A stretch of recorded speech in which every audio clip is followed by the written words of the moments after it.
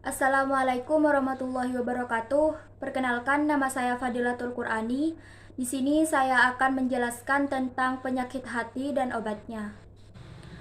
Pengertian penyakit hati dalam perspektif Islam seringkali diidentikan dengan beberapa sifat buruk atau tingkah laku tercela seperti dengki, iri hati, arogan, emosional, dan sejenisnya.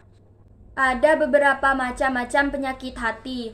Yang pertama, iri dan dengki. Iri artinya kurang senang apabila melihat kelebihan orang lain dengan kata lain cemburu atau syirik. Sedangkan dengki atau hasad dapat diartikan sebagai kebencian terhadap nikmat yang ada pada diri orang lain dan menginginkan hilangnya kesenangan atau nikmat yang dimiliki orang lain dan berusaha memindahkannya kepada diri sendiri. Dan yang kedua, sombong atau takabur. Sombong atau takabur adalah sikap mental dan perbuatan yang berasa dirinya lebih besar, lebih tinggi, lebih pandai, atau lebih dari segalanya, sehingga memandang orang lain lebih rendah atau lemah. Yang ketiga, ria.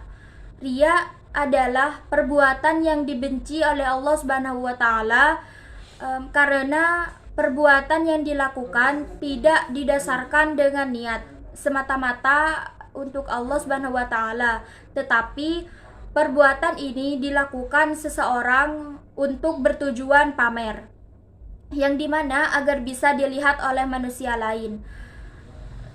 Yang keempat, ghibah. Ghibah adalah perbuatan menggunjing orang lain atau membicarakan aib dan keburukan orang lain dengan maksud mencari kesalahan-kesalahannya, baik jasmani, agama, kekayaan, bahkan akhlak.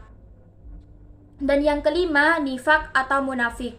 Nifak atau munafik adalah orang yang menampakkan sesuatu yang sejalan dengan kebenaran di depan orang banyak, padahal kondisi batin atau perbuatan yang sebenarnya tidak demikian. Ada beberapa macam obat penyakit hati. Yang pertama, membaca Al-Quran dan maknanya, yang dimana Al-Quran adalah kitab suci agama Islam yang di dalamnya memuat firman Allah Subhanahu wa taala. Selain itu, Al-Quran juga disebut sebagai pedoman hidup manusia. Yang kedua, mendirikan sholat malam, seperti halnya sholat tahajud, yang memiliki banyak manfaat. Selain dapat mendekatkan diri kepada Allah, melalui doa yang dipanjatkan dapat membuat ketenangan bagi siapapun yang melaksanakannya. Yang ketiga, berkumpul dengan orang-orang yang soleh. Apabila ingin menjadi orang baik, maka bertemanlah dengan orang-orang yang baik. Begitu pula jika ingin menjadi orang yang soleh, maka berkumpullah dengan orang-orang yang soleh dan solehah. Yang keempat, perbanyak puasa. Karena salah satu ibadah yang dianjurkan dalam Islam selain menahan haus, lapar, dan hawa nafsu, berpuasa juga bisa menghindari seseorang dari perbuatan tercela. Dan yang kelima, perbanyak zikir di malam hari dengan tujuan mendekatkan diri kepada Allah Subhanahu wa taala. Sekian penjelasan dari saya, kurang lebihnya mohon maaf. Wassalamualaikum warahmatullahi wabarakatuh.